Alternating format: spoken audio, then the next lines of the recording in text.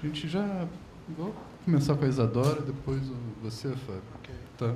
E a gente repete o mesmo esquema da mesa de antes, você apresenta, eu intervenho e peço para as pessoas intervirem também, depois a gente passa para você a mesma coisa.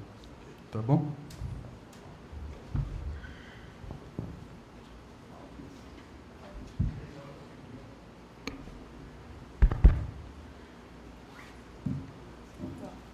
Bom dia, gente. Meu nome é Isadora Fernandes de Oliveira. E o meu trabalho ele é uma visão totalmente diferente do que a gente costuma ver em literatura, né? Porque eu junto o Guimarães Rosa com o Camões, que é uma aproximação que ninguém pensaria a princípio, né? Então, vou começar a leitura. A terceira margem do rio, uma nova indumentária do desconcerto camoniano. Epígrafe. É tudo quanto sinto um desconcerto. Da alma um fogo me sai, da vista um rio. Agora espero, agora desconfio, agora desvario, agora certo. É um trecho do soneto Tanto do meu estado me acho incerto, do Luís de Camões. Camões é tão pedra quanto Adamastor, no sentido de estar congelado em estátuas. Ele sim, espécie de títere, para o bem ou para o mal, dependendo do patrocinador. De verso com verso, do Jorge Fernandes da Silveira. Quando pensamos num rio, qualquer que seja, imediatamente ou não, pensamos que para que o rio corra, precisam haver margens. As margens são responsáveis pela delimitação da largura do rio. Está direta e intimamente ligada à quantidade e força da água.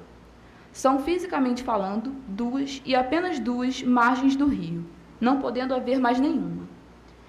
Como se uma margem fosse A e a outra B. Sendo assim, cria-se um pensamento talvez maniqueísta, pois uma está sempre em oposição à outra e vice-versa. Partindo desse pensamento lógico tradicional, Guimarães Rosa, em suas primeiras histórias, constrói sua terceira margem do rio, indo na contramão da ideia maniqueísta. Seguindo a linha de pensamento de Roland Barthes, de que não há texto original e de que somos produtores de intertextos, mostrarei no presente trabalho como Guimarães Rosa trabalha com o conceito do desconcerto inaugurado por Luís de Camões, e por que a terceira margem do rio poderia ser uma nova indumentária desse desconcerto. O trabalho será dividido em dois blocos, um primeiro, que diz sobre o desconcerto, e um segundo, o conto de Rosa, onde podemos perceber os resquícios de Camões. Comecemos então pelo poeta do Engenho e Arte.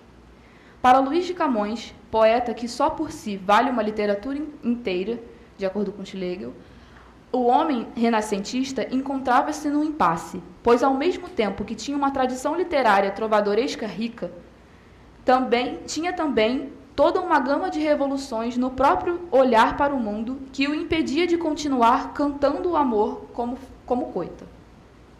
O homem humanista acreditava que a literatura deveria traduzir esse novo olhar através de uma nova forma, com engenho e arte. José Antônio Saraiva elogia Camões confirmando a afirmativa de Schlegel, dizendo que o poeta se singulariza, e cito, por ter sido capaz de dar forma lapidar e definitiva a um conjunto de ideias, valores e tópicos característicos de sua época. Comparado com ele, qualquer dos mais notáveis escritores quinhentistas nos parece incompleto, pois Camões soube realizar a síntese entre a tradição literária portuguesa e as inovações introduzidas pelos italianizantes. Fim de citação. Luís de Camões entra para o cânone da literatura portuguesa porque tematiza em sua obra, tanto na lírica quanto na épica, o espaço de tensão entre dois polos extremos, e são eles: a medida velha, que é a tradição trovadoresca, e a medida nova, nos sonetos, o Ocidente e o Oriente, a história e o mito, a razão e a emoção, o corpo e a alma, entre outros. Camões, cantando, espalhou por toda parte, por uns termos em si tão concertados, desconcertados, a composição alta e milagrosa da poesia do entre-lugar. Canta esse espaço de tensão que se encontra entre esses dois polos através do amor. Entre o amor puro e o amor fero nasce o amor ardente, o amor desconcertado. Início de citação. O interesse da poesia camoniana reside na alternância de dois polos, na tensão por eles criada, na tentativa sempre inacabada e sempre recomeçada de os abranger numa totalidade e de lhe dar um significado global. Fim de citação. Parafraseando Silveira, podemos dizer que o entre-lugar de Camões, o desconcerto, é um espaço de tensão criado por dois polos que constrói esse modelo binário de ver o mundo e o tal pensamento maniqueísta citado anteriormente. A partir daí, inúmeros poetas e escritores de literatura de língua portuguesa passaram a contar sobre suas questões e afetações à maneira de Camões, renomeando a ideia do desconcerto e, consequentemente, atualizando a metáfora. O que antes era apenas uma metáfora passa a metáfora-conceito e, posteriormente, a conceito puro. O que antes era a representação de uma ideia, o entre-lugar, desconcerto, passou a ser a coisa em si, isto é, falar de entre-lugar, falar de Camões é falar de desconcerto. Nos Lusíadas, e o Silveira cita, e eu cito Silveira, né? Inês, o velho, Adamastor e o seu autor, Camões, como metáforas da literatura, expressam o desejo da linguagem vida diante do inexorável, a morte, o silêncio, a pedra. Fim de citação. Esse processo de transformação da metáfora em conceito coisa pode ser observada de acordo com as referências a Camões nas obras de poetas posteriores. Bocage fez seus chorosos versos desentoados. Almeida Garrett, em suas Viagens da Minha Terra, aproxima o narrador a Camões chamando-os de entalados, e cito: bem sei quem era Camões e quem sou eu, mas trata-se da entalação, que é a mesma, apesar da diferença dos entalados. Fim de citação. Antero de Quental faz o mesmo em seu soneto Tese e Antítese. Cesário Verde com o seu Sentimento do Ocidental. José Saramago em O Levantado do Chão. Mário Cláudio em Tocata para Dois Clarins. Chegando até o outro lado do Atlântico com Carlos Drummond de Andrade em Máquina do Mundo e Haroldo de Campos com A Máquina do Mundo Repensada. Dessa forma, umas referências mais evidentes, outras menos, a ideia aqui defendida é que na terceira margem do rio, conto de Guimarães Rosa, há resquícios de Camões, pois problematiza-se a questão do entre-lugar. Utiliza-se o conceito de entre-lugar desconcerto na forma da metáfora do rio. O conto de Guimarães Rosa não propõe essa aproximação diretamente, deixando um gostinho camoniano na boca dos leitores mais atentos e mais inquietos. Entremos no conto, a segunda parte do trabalho.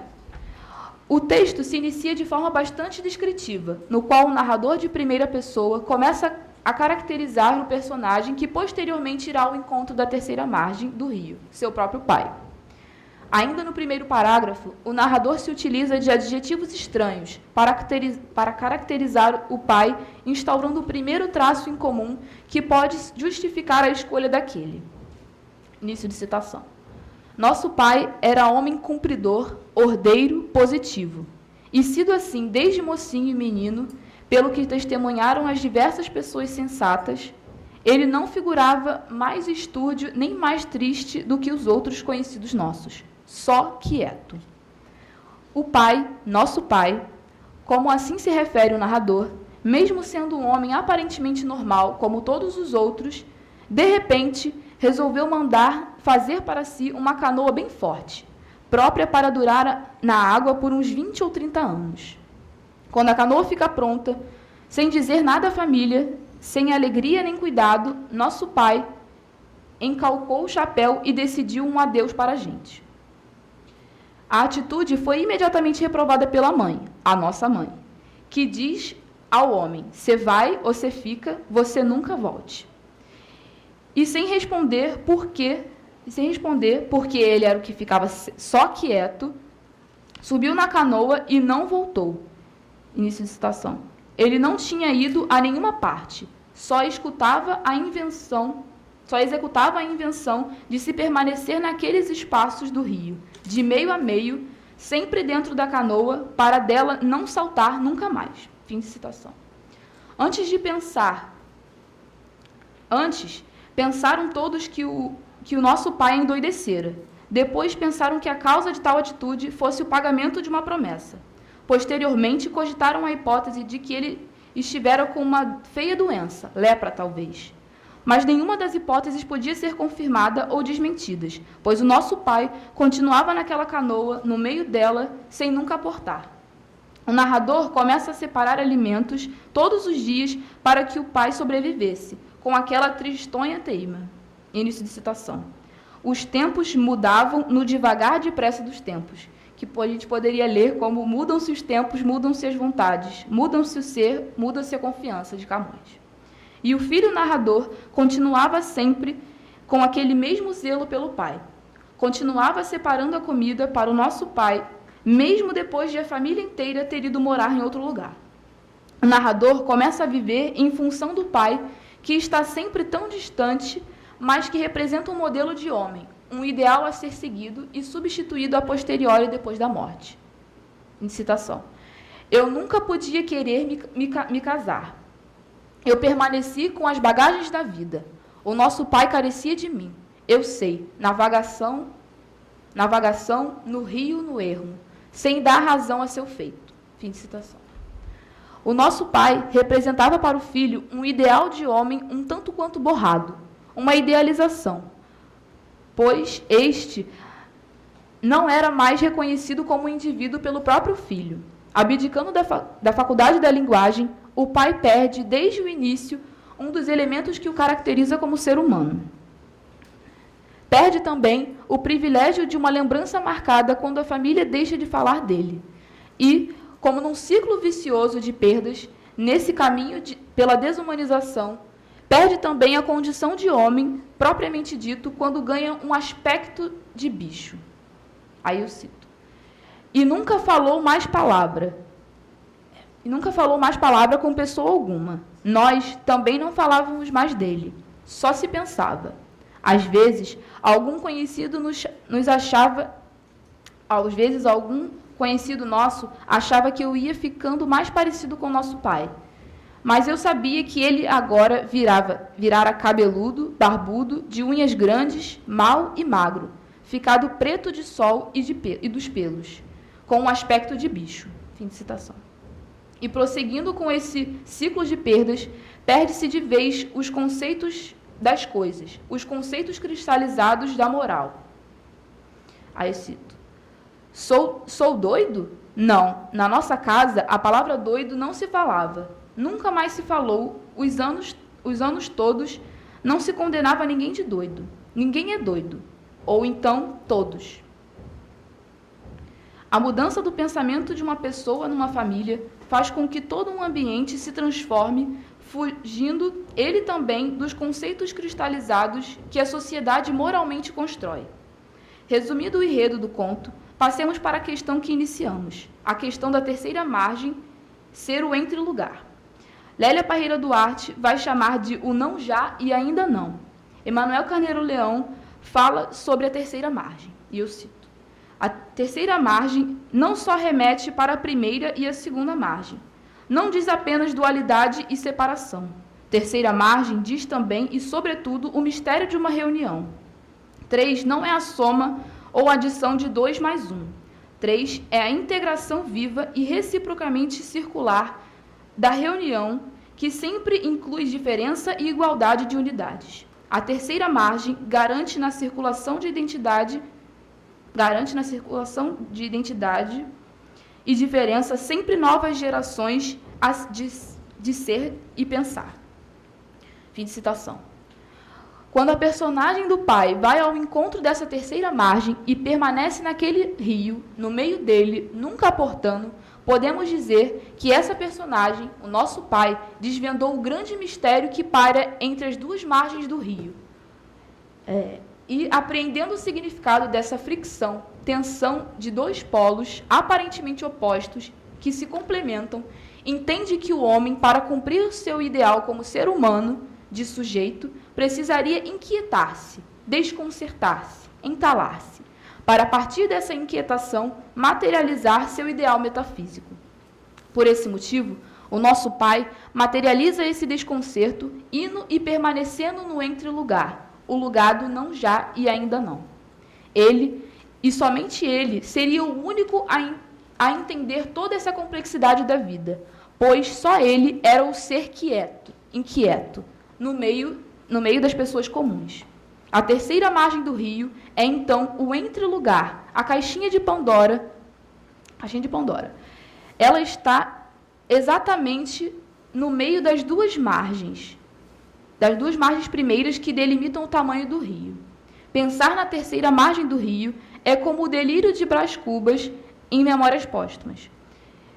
É como ir à origem dos séculos e ver, através de Pandora, nada menos que a quimera da felicidade. Ou, como diria, mais uma vez, Barthes, o real concreto torna-se a justificação significante do dizer.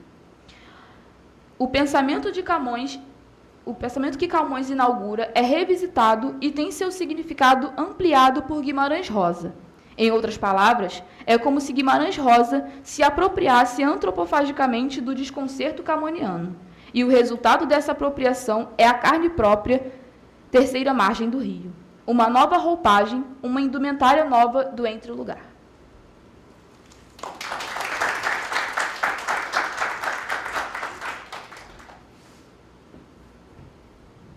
Obrigado, Isadora. Belo trabalho. Eu vou questionar você um pouquinho, depois eu abro para vocês, se vocês quiserem perguntar alguma coisa para a Isadora também. Eu queria mais te ouvir sobre, acho que é uma aproximação adequada entre as duas obras, especialmente na maneira que você trabalhou. Você evitou muito falar em uma alegoria, né? Sim. Da navegação, que a gente teria tanto no terceiro. Isso eu achei legal, achei bem interessante. Eu queria que você falasse mais de elementos formais que você encontraria no Guimarães Rosa, especialmente uma espécie de reflexão sobre a metáfora, que eu acho que, na verdade, é para onde o seu trabalho meio que estava se dirigindo de alguma maneira, pensar o que é a metáfora. Você fala lá no início sobre o conceptismo, né, e tal, a transformação da imagem, conceito. E como essa metáfora se processaria no Guimarães Rosa, por exemplo, que em Camões acho que se descreveu muito bem e tal, através do Jorge, especialmente. Mas, formalmente, como é que se daria essa forma da metáfora em Guimarães Rosa, que, na verdade, seria onde esse entrelugar acontece, né? Pelo menos em Camões, né? É assim que ele meio que aponta para isso. E meio que uma sugestão de leitura também, esse conceito de desconcerto do mundo é muito antigo, né? Ele vem lá da literatura latina, passa pelo barroco, tem alguma coisa religiosa também. Acho que valeria a pena você dar uma olhada nisso, que ia render bastante para o seu trabalho, assim, dar uma abertura legal, interessante. Bom, o Camões, como eu falei, ele se utiliza do desconcerto através do amor, né? Ele constrói a metáfora do amor para falar sobre o desconcerto e para tematizar todos os outros polos, como eu falei, do mito e da história. E quando ele começa a falar sobre o desconcerto, ele vai pontuando coisas que são muito objetivas.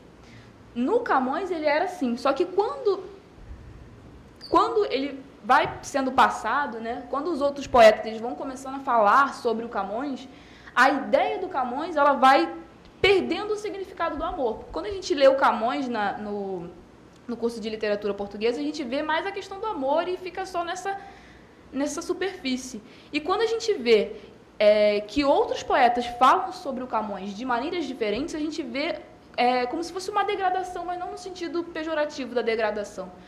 Que a metáfora ela vai perdendo mesmo o valor de metáfora e vira um conceito. Vira o desconcerto em si, não é a metáfora do desconcerto, é o desconcerto. E aí, esse desconcerto, quando o Guimarães Rosa, é lógico que eu não tenho provas de que o Guimarães queria dizer sobre o Camões. Isso aí é uma tese que eu pensei, né? Mas quando eu li a terceira margem, eu senti muitas coisas.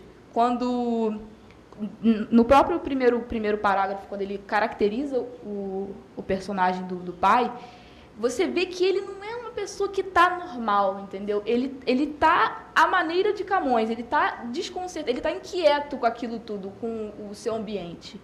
E quando a metáfora, ela perde esse caráter de metáfora, passando para metáfora, conceito e virando só conceito, o conceito, ele ganha uma nova, como se ele ganhasse uma nova metáfora, que é a nova metáfora da terceira margem do rio. Se a gente falar terceira margem do rio, todo mundo entende. Se a gente falar de conceito, todo mundo entende. Assim, mais ou menos, né? Mas juntar as duas coisas, ter essa leitura de que uma coisa é a outra, só que lida de forma diferente, revisitada e ressignificada, eu acho que isso é o grande valor que tem a obra do Guimarães Rosa. Não sei se eu respondi a questão. Para você acha que o Guimarães consegue recuperar esse caráter mais artístico, metafórico, de fato, do desconcerto camoniano, ou ele fica ainda no nível de um comentário conceitual? Quer dizer, que, eu entendo o que você fala, por exemplo, quando a gente olha A Máquina do Mundo, de Drummond, né? Que tem, obviamente, um poema independente, mas você tem lá um comentário meio irônico sobre Camões, não sei o que e tal. E realmente na terceira margem tem de fato esse comentário, ele está num outro nível, um pouco diferente de um comentário crítico mesmo, com distanciamento. Outra coisa acontece ali. Você acha que existe uma recuperação desse Camões original, que não estava fazendo conceito ali, ele estava fazendo um poema sobre inquietude, sobre as questões, né? Ou não, ou a gente ainda está dentro de um aparato crítico, mais conceitual também, de alguma maneira? Bom, eu não sei se você respondeu essa questão. Como eu estou muito no início da pesquisa, eu acho que no Guimarães Rosa não tem de acordo com a minha leitura, não tem uma recuperação do Camões criticamente. Eu acho que seria essa recuperação do Camões original, se fosse por essa linha. Mas eu não sei, porque os outros poetas, os outros escritores que falaram sobre Camões, eles também ficavam nesse terreno elogia e critica ao mesmo tempo. O próprio Saramago faz isso naquele livro do Ricardo Reis, que todos os caminhos vão dar a Camões, todos os caminhos portugueses vão dar a Camões, e todos os caminhos de literatura de língua portuguesa vão, na minha leitura, vão dar a Camões. Eu acho que só enxerga Camões quem tem uma leitura de Camões. Que se não tiver, acho que não, porque não tem uma relação direta com Camões. É só assim, se você lê muito Camões, você vai entender o que é o conceito do desconcerto, e aí você vai meio que achar em tudo, entendeu? Assim como o Garrett, ele achou no Viagem na Minha Terra, ele achou Camões, e ele inclusive cita um poema do Bocage falando: Camões, grande Camões, quão semelhante acho o teu fado ao meu quando escotejo. Talvez seja isso o Guimarães Rosa. Ele acha o Camões porque ele também participa do mesmo fazer. Não fazer poético de poesia, de poema, mas um fazer poético de poema, de poema não, de poesia, de arte literária. Vocês querem perguntar alguma coisa para a Isadora? Pode perguntar, gente. Alguém? Bom, se vocês pensarem em alguma coisa, está sempre aberto para vocês perguntarem mais tarde. Eu vou passar agora para o Fábio, ele vai apresentar o trabalho Kenneth Goldsmith e Leonardo Gandolfo, os efeitos da escrita não criativa.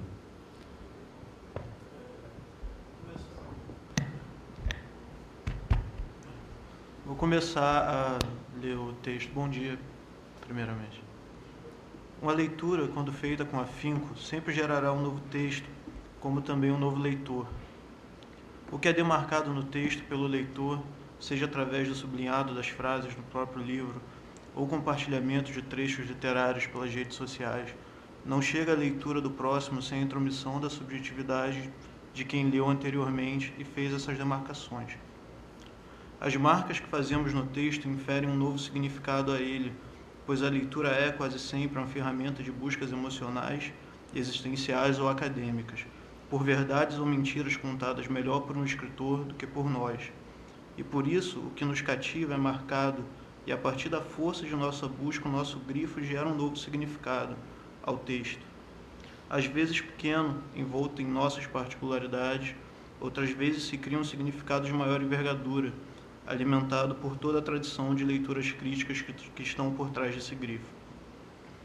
Parece ser óbvio dizer que o primeiro movimento de manuseio do leitor com a literatura, a leitura, seja já um movimento de criação literária, logo na criação aparentemente não criativa, pois criamos significado em algo que já nos foi entregue pronto, completo estruturalmente e talvez semanticamente, sem alterar uma vírgula do que está feito e escrito.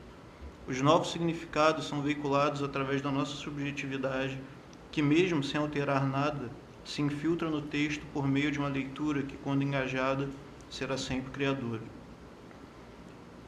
Desse modo, essa representação da não criatividade vinculada à manipulação do significado de um texto dado sem alterá-lo estruturalmente seria uma interpretação errônea da noção de criatividade. O texto pode até não ser criativo estruturalmente, porém, quando se trata de uma repetição, até o modo em que se opera esse feito desvelará uma dobra de significado, uma nova leitura, uma nova potência para o texto. Os readmades do Chan são um grande exemplo de uma ressignificação semântica sem uma alteração estrutural, e uma ressignificação no plural, pois Duchamp procurava em seus readmades que cada espectador buscasse um significado particular, não condensado a uma só leitura. Essa capacidade de desvelar novas potências se comunica com o termo grego que designa a criação em sua excelência, a palavra poesis, que significa trazer à tona algo que não existe, gerar algo novo, desdobrar uma nova verdade, criar. Sendo assim, alguns dos processos aparentemente não criativos se estruturam com uma aparência inofensiva, como sublinhado feito por um leitor interessado em uma frase de um livro, outros mais incisivos, como a apropriação e transcrições de textos alheios por um escritor, e se tornam criativos por nos mostrar uma nova leitura a ser feita, uma nova verdade a ser apreendida. Jorge Luiz Borges assevera essa problemática de uma não criatividade criadora em seu conto Pierre Menard, o autor de Quixote, no qual é narrada a tentativa de reescrita de Dom Quixote de Cervantes por Pierre Menard. A reescrita se dá através da apropriação do texto de Cervantes por Pierre Menard, que faz uma transcrição sem nenhuma alteração do romance. Mesmo colocado diante de textos idênticos, o narrador defende a singularidade de ambos pautadas na subjetividade intertextual que reside em cada escritor. A partir desse mesmo julgamento, atribui maior valor à obra de Menard, devido a seu maior conhecimento literário e filosófico em comparação a Cervantes. A apropriação de Pierre Menard galga todo o seu significado em ideologias inventadas após Cervantes. Por isso, o narrador defende uma discrepância de sentido entre os dois textos. Em defesa de Pierre Menard não está somente o narrador do conto.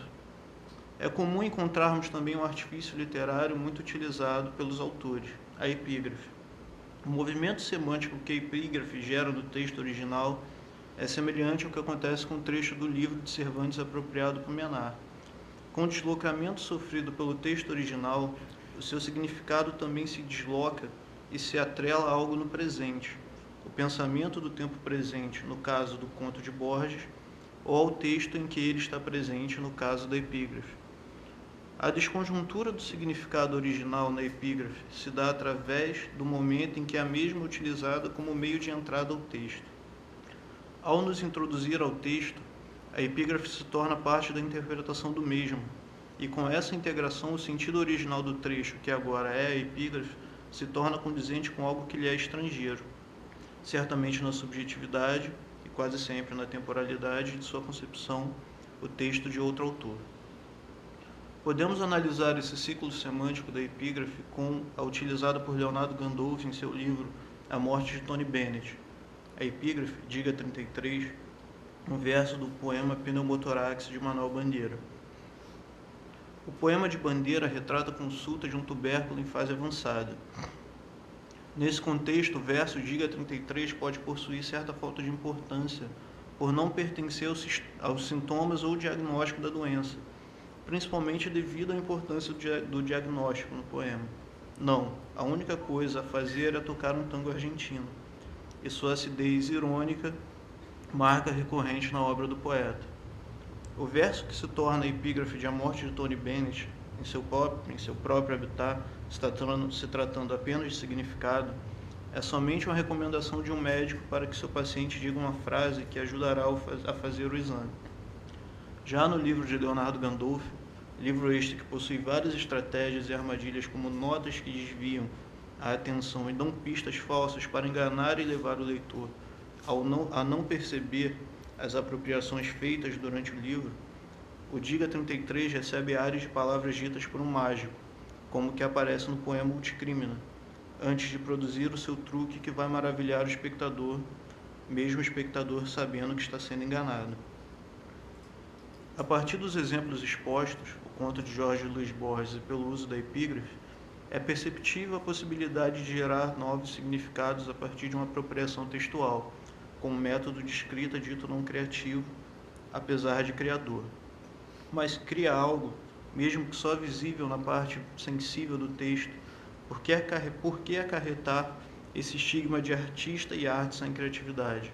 Estigma esse que em nosso tempo ganha propriedades cada vez mais pejorativas devido à demanda social pela criatividade, pelo novo. A perpetuação desse estigma começa com Platão e seu combate à mimesis em A República. A oposição feita pelo filósofo entre o mundo das ideias, o físico e a mimesis, em que a mimesis seria a instituição mais execrada devido à sua relação de mero simulacro dos outros planos, uma cópia prestando desserviço a um homem por estar 3 vezes afastado da funcionalidade ideal, cria, já nos princípios do pensamento ocidental, a indisposição que temos ainda hoje à falta de originalidade. De certa forma, buscamos a originalidade para chegarmos mais próximo do mundo das ideias, da perfeição veiculada por Platão. Todavia, produzir um ataque à não criatividade, apoiando-se na concepção platônica de mimesis, se apresenta como um ataque fraco, pois a repetição artística sempre gerará um novo paradigma. O modo que essa repetição é veiculada é a problemática passível de uma crítica pautada no que Platão diz sobre a mimesis. Quando se repete através do pastiche, tentando copiar um modo e as características descritas de um certo autor, temos apenas uma repetição quase documental de um modo de escrever, como os manuais sofísticos que ensinavam um modo de pensar crítico com formas e fórmulas condensadas e pré-fabricadas, tão criticados por Platão. Quem disse isso foi Compagnon no trabalho da citação. Não há então no pastiche uma introjeição de ideias no que seria o texto original, apenas uma tentativa de recriá-lo, alterando apenas um enredo para que não se contemple uma cópia total do autor-alvo do pastiche. Mas mesmo assim não deixa de ser apenas um simulacro, um texto afastado 3 vezes do seu original, longe da subjetividade do seu autor e do seu contexto de criação. Seria necessário buscar em Platão um elogio à repetição artística para que esse estigma de simulacro, acarretado às reproduções, seja um pouco repensado. No diálogo Ion, Sócrates aborda a problemática da criação poética, essa criação é feita e refeita a partir da repetição, sem perder o seu valor divino, ou seja, a sua ligação com o mundo das ideias. A criação é dada através da repetição, pois para Sócrates, no momento da criação, o poeta se encontra em êxtase, reproduzindo o que a musa lhe diz. É apenas um elo de transporte entre a mensagem do Deus e nós. Mesmo sendo apenas um elo, o poeta é tratado como divino por Sócrates. Não há nenhum preterimento com relação à produção através de uma reprodução. Ion, o rapsodo interlocutor do diálogo, reproduz o que é dito pelo poeta, logo estaria lidando com o simulacro em sua plenitude. Mas o mesmo também é alçado à divindade por Sócrates.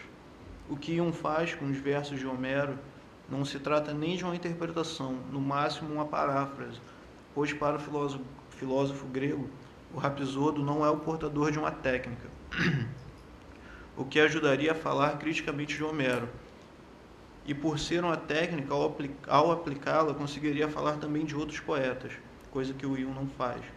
Ion não é um exegeta da obra homérica, e sim mais um elo, aquele que liga o poeta ao público. Homero e Ion são exaltados como divinos por serem interlocutores atravessados pela inspiração, um estado de êxtase que serve como a ponte que liga o artista ao mundo das ideias, para que o mesmo consiga constituir no mundo físico uma arte que não é apenas simulacro, mas também divina por estar em ligação direta com os deuses. O diálogo com Ion nos fornece a luz criadora da inspiração para que com ela se ilumine o que às cegas é taxado de cópia e simulacro, por simplesmente não ser algo novo no que concerne ao conteúdo, digamos, físico da obra, o texto. Em A Morte de Tony Bennett, o autor em vários poemas insere textos de outros autores sem aviso prévio. Apenas um aviso dando os créditos a Carlos de Oliveira, ao texto utilizado no poema Debré e Rugendas, e essa referência é colocada na ficha catalográfica.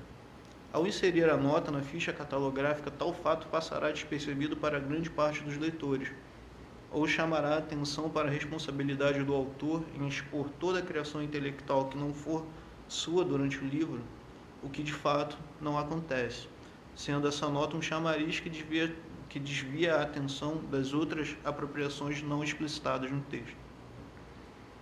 As apropriações feitas por Gandolf vão desde títulos de música, que o mesmo coloca como sendo títulos de seus poemas, como Mande Nem Que Seja um Telegrama, música de Odair José, versos de outros poetas que são incorporados tanto como títulos, um verso de Drummond, O Espião Janta Conosco, se torna o título de um poema, como versos que são incorporados dentro de poemas também. Diálogos de filmes que, transcritos quase que integralmente, se tornam poemas, como no poema O Bosque e no poema Ut Crimina, onde o autor transcreve a introdução do filme F for Fake, onde Orson Welles faz um truque de mágica, e nomes de obras de arte, O Grande Vidro, de Duchamp. Esse grande número de apropriações se encaixa em temáticas recorrentes no livro, a do pensar no lugar do outro e a dos crimes não resolvidos. Essas duas temáticas se apresentam ambas já no primeiro poema Desaparecimento de Agatha Christie. Quando descobrir que o seu suspeito vai fazer, é sua obrigação se antecipar a ele, chegar ao local antes que o crime aconteça.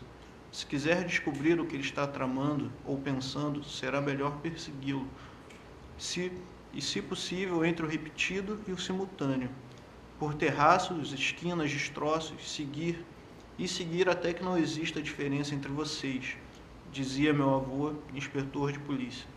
Pistas falsas, velocidade, solidão, atrás dele, não para pensar como ele, mas por ele. Me perder onde se perdeu, parar onde parou, ver o que viu. Aos dias, todo o nosso esforço resumido nessa ideia da sombra, salvo engano, seu sentimento de pertença. Um peso, duas medidas, quantas desculpas. Nessa hora, quando tudo parecer sem razão ou regresso, quando a procura não for mais que descompasso e divisão, nada de espanto. A telepatia, como se vê, limita-se às bebidas mais baratas, conduz ao amor, às suas cidades. No poema, o interlocutor ensina ao eu lírico como se deve agir para capturar um criminoso. É preciso repetir os seus atos, não para pensar como ele, mas por ele. Me perder onde se perdeu, parar onde parou, ver o que viu. E é isso que Gandolf faz, não para resolver os crimes, mas para criar poesia. As apropriações promovidas pelo poeta o levam a se perder, parar e ver como o poeta apropriado, mas não pensar como ele. Ter o mesmo pensamento seria ainda estar perseguindo, repetindo o que o apropriado diz. Gandolf pensa através dos textos e dos autores apropriados ao descontextualizá-los, dando a eles novos significados que em seu tempo passariam despercebidos ou até mesmo eram impensáveis, como nos versos da balada romântica de Rod Stewart, I Don't Wanna Talk About It, traduzido pelo autor e se torna um título do poema. As estrelas no céu não querem dizer nada para você, elas são um espelho, que servem como uma espécie de sentença para um assassinato que ocorre durante o poema. Leonardo Gandolfo se apropria do trabalho alheio, mas também escreve os próprios versos para costurar o seu livro A Morte de Tony Bennett, diferente do poeta norte-americano Kenneth Goldsmith, que faz seus poemas sem qualquer palavra de sua autoria. Em sua trilogia americana, Goldsmith faz a transcrição de 1 ano de boletins meteorológicos no livro Weather, transcreve 24 horas de boletins de trânsito dado por uma rádio de Nova York durante um feriado prolongado em Traffic, e também transcreve a transmissão de uma partida de beisebol que durou 5 horas entre o New York Yankees e o Boston Red Sox no livro Sports. Ao apenas transcrever relatórios mundanos, Kenneth Goldsmith diz criar livros que servem apenas como arte conceitual, um livro que vale pela ideia, não pelo conteúdo a ser lido, pois este é entediante. Vide as características que ele dá ao processo de feitura dessa arte conceitual. Citação Kenneth Goldsmith. A arte conceitual não faz questão da originalidade. Ao contrário, ela emprega técnicas de apagamento da inspiração, usando a não criatividade, não autenticidade, ilegibilidade, apropriação, plágio, fraude, roubo e falsificação como seus preceitos, manuseio de informação, processamento de palavras, coleta de dados e processos extremos como sua metodologia, e o tédio como seu ethos. Kenneth Goldsmith. Esse tipo de escrita, mesmo que entediante ou sem necessidade de ser lido, como diz o autor, tem seus efeitos, como os quais Marjorie Perloff se debruça em seu ensaio sobre o livro Traffic. Efeitos, dentre alguns, o que ela cita, o da distorção temporal causados pelo sistema de representar as horas escolhidos por Goldsmith, com o número de 0 a 12 horas sem as marcas de AM e PM que designam tarde ou manhã, diferente do nosso sistema que marca de 0 a 24 horas. A reação festiva quando em um evento na Casa Branca o poeta lê 2 trechos de seu livro, Traffic, no qual fala da ponte do Brooklyn, trecho que foi precedido também por poemas sobre a ponte de Brooklyn, um de Walt Whitman, Crossing Brooklyn Ferry, e outro de Hart Crane, Through Brooklyn Bridge, poemas os quais o público não demonstra empatia nenhuma, enquanto tem uma reação festiva ao de Kenneth Goldsmith. Como dito alguns parágrafos acima, a inspiração poética nos ajuda a pensar a questão da reprodução como uma novidade, mas a inspiração descrita por Platão atualiza os textos graças à força artística contida na figura de Íon e de Homero. Em Leonardo Gandolfo e Kenneth Goldsmith, essa inspiração é de certa forma mecanizada, certamente mais no poeta americano que tenta suprimir seu eu através de processos de transcrição. Mecanizada como um movimento, que move algo para dentro e devolve o mesmo algo, só que diferente. Como no movimento de respiração, onde inspiramos um gás, o oxigênio, e expiramos também um gás, o gás carbônico. Os poetas inspiram o texto alheio e expiram no papel um outro mesmo texto, agora de sua propriedade.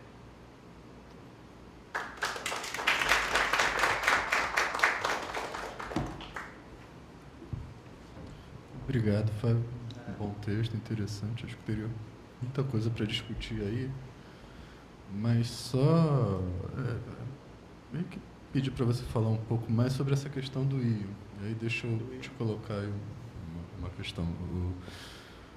O meio que você está se referindo é uma espécie de superação da ideia de originalidade na literatura contemporânea. Alan estava falando, que falou antes, um pouco quer dizer, nas artes visuais isso é chamado de bricolagem, por exemplo, você descontextualizar, recortar, utilizar pedaços, não sei o que e tal, né? E, quer dizer, nas artes visuais isso é muito antigo, na literatura é que isso é mais atual, num certo sentido, embora lá nos modernistas a gente já veja isso também. Mário de Andrade faz isso de alguma maneira, Oswald. Manuel Bandeira também faz. Bandeira, sim. Eu queria que você falasse um pouco mais sobre o Íon, que eu não vejo muito bem como é que ele esclarece teoricamente essa questão do contemporâneo. Quer dizer, o Íon, na verdade, é um diálogo contra o poeta, né? Assim, ele faz a crítica disso, desse poeta que faz a transmissão direta sem fazer o desvio, né? Sim, Quem faria o desvio seria o filósofo, né? É ele que teria essa função do crítico poético, que vai pegar aquilo e vai jogar para outro lugar, ou vai reinterpretar, vai ressignificar de alguma maneira.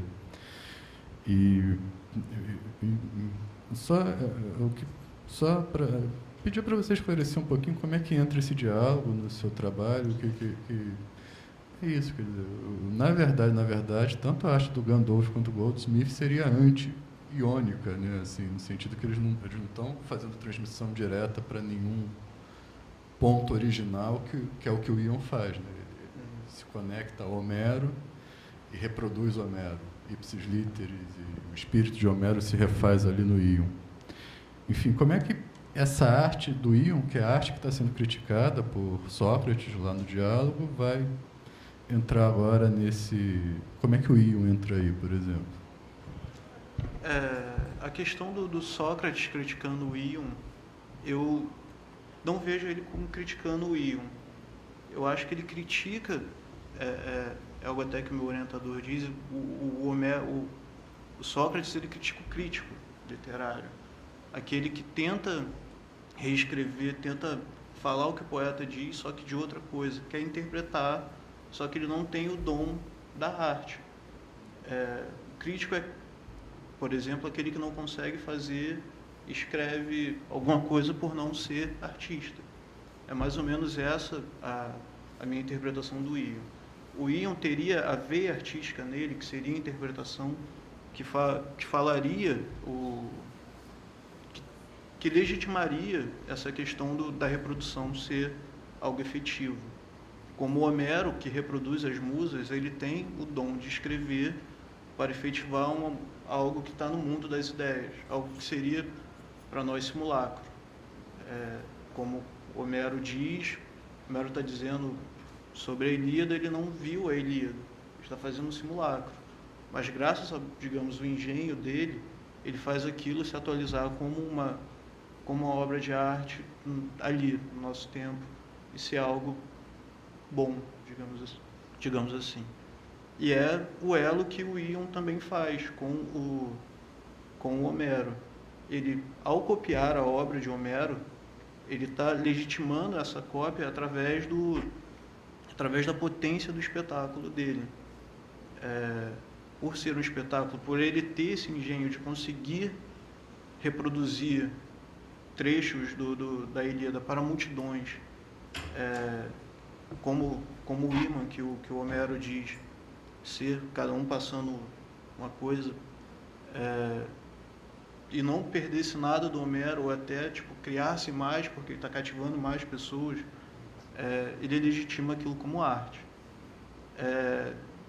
Conheço essa questão do diálogo ser uma crítica ao poeta, mas eu não pensei dessa forma, por essa atualização artística. Na verdade, eu não vejo como isso te ajuda a pensar o Gandolf, por exemplo, porque o Ion faz exatamente aquilo que o Gandolf não vai fazer, né? Ele pega o Homero, reproduz o Homero, e aquilo é Homero. O Gandolf vai pegar o F for Fake, vai reproduzir o F for Fake, aquilo não vai ser o F for Fake, aquilo vai ser Gandolf. A mesma coisa no Pierre Menard. Pierre Menard pega o Quixote, reproduz o Quixote, mas aquilo não é Quixote, aquilo é Pierre Menard. Sim, de certa forma até sim. Mas isso não é Pierre Menard, não é Cervantes, e não é também o F for Fake por causa da potência artística que aquilo está inserido.